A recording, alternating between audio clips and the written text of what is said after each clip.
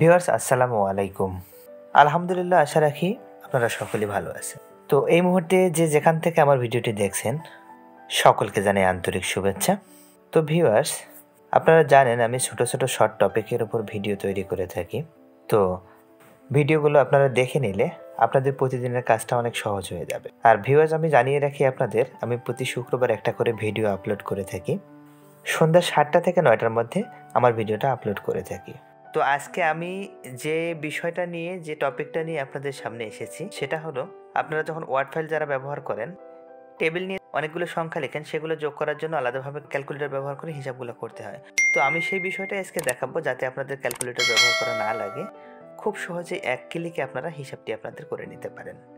আর এই হিসাবটা আপনারা যোগ বিয়োগ গুণ ভাগ অনেকটা এক্সেলের কাছাকাছি। এক্সেলে হয়তো অনেক বড় বড় হিসাব হয়ে থাকে, কিন্তু ছোট ছোট যে হিসাবগুলো, সেই হিসাবগুলো আপনারা ওয়ার্ডেও করতে পারবেন।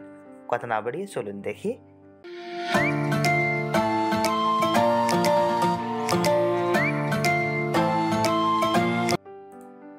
ভিউয়ার্স, আমি ওয়ার্ড ফাইলটি ওপেন করে নিলাম। তো ওয়ার্ড ফাইলটি ওপেন করে নিয়ে আমি আগে থেকেই একটা ওয়ার্ড ফাইল আপনাদের দেখানোর জন্য রেডি করে রেখেছি। তো আসলে যে তথ্যগুলো আছে এগুলো কিছুই না, শুধু জাস্ট আপনাদেরকে দেখানোর জন্য। তো দেখেন, ডান পাশে একটা ঘর রয়েছে। তো আমি ফার্স্ট স্টেপ দেখাবো আপনাদের, গুণ দেখাবো। এই গুণটা আপনারা ওয়ার্ডে খুব সহজে কিভাবে করবেন। তো কার্সরটা রেখে লেআউটে যাবেন। লেআউট থেকে কনভার্ট টু টেক্সট এর নিচে ফর্মুলা অপশন আছে, তো এখানে ক্লিক করবেন। ক্লিক করার পরে এখানে ইকুয়াল সাম ব্যবহার করা আছে যোগের জন্য, তো আমি এটাকে ডিলিট করে দেব। দিয়ে নিচে যে পেস্ট ফাংশন আছে ওখান থেকে একটু স্ক্রল করে নিচের দিকে নামবো। দেখেন প্রোডাক্ট লেখা আছে, তো প্রোডাক্ট দিয়ে আমার চলে আসলো।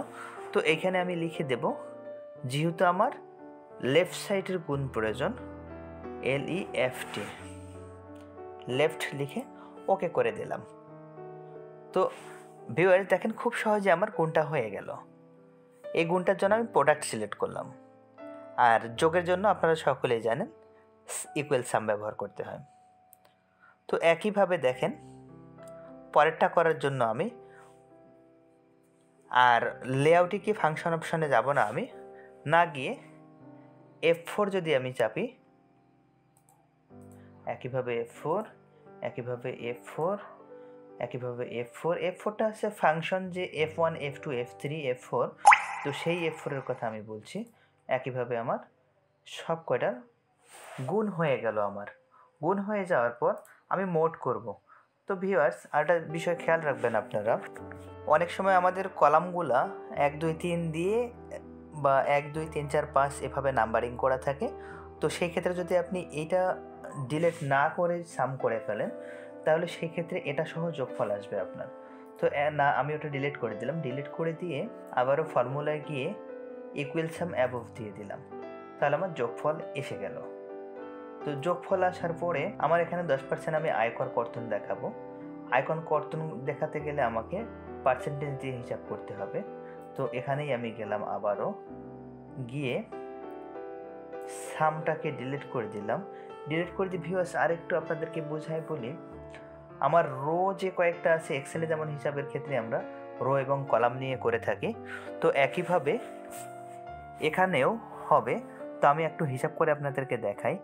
1 2 3 4 5 6 7 8 9 10 11 12, তাহলে এখানে 11 হচ্ছে আমার মোট যেটা, আর 12 নম্বর ঘরে আছে আয়কর। তো আমি এখানে দেখাবো। তারপরে এখানে মার্জ করে দেওয়ার জন্য আমার কলাম যা আছে কলামের সংখ্যা দিতে হবে। তো আমি এখানে দেখাচ্ছি, মার্জ করে দেওয়ার জন্য আমার এখানে কলাম হচ্ছে ABC, কলাম B, আর এদিক থেকে মোট ফলাফলটা হচ্ছে 11। তো 11 থেকে আমি এখানে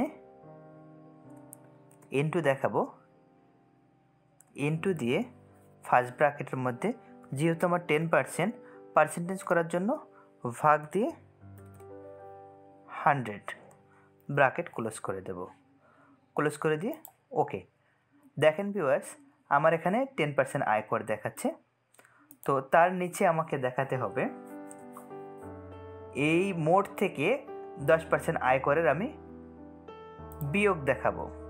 তো একইভাবে আমি ফর্মুলা থেকে সামটাকে ডিলিট করে দিলাম।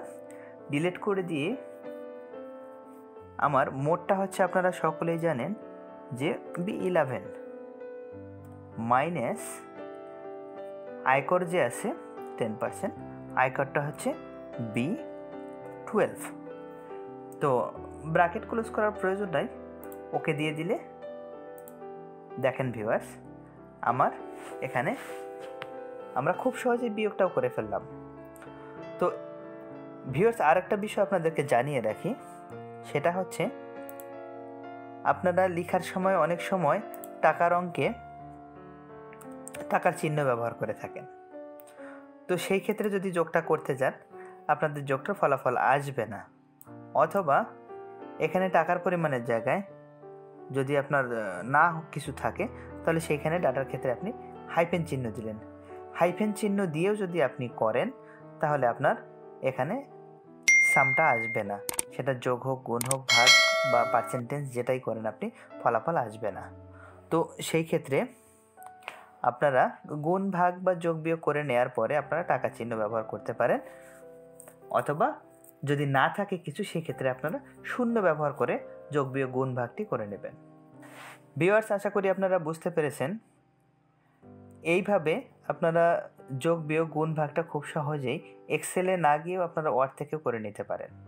তো এতক্ষণ ধৈর্য সহকারে ভিডিওটি দেখার জন্য আপনাদেরকে অসংখ্য ধন্যবাদ। যদি আপনারা আমার চ্যানেলে নতুন হয়ে থাকেন তাহলে অনুগ্রহ করে লাইক, কমেন্ট এবং শেয়ার, সাবস্ক্রাইব করে আমাকে সহায়তা করবেন। আর আমি প্রতি শুক্রবারে ভিডিওগুলো আপলোড করে থাকি, যদি আপনাদের কোনো কাজে আসে তাহলে আপনারা একটু দেখে নেবেন।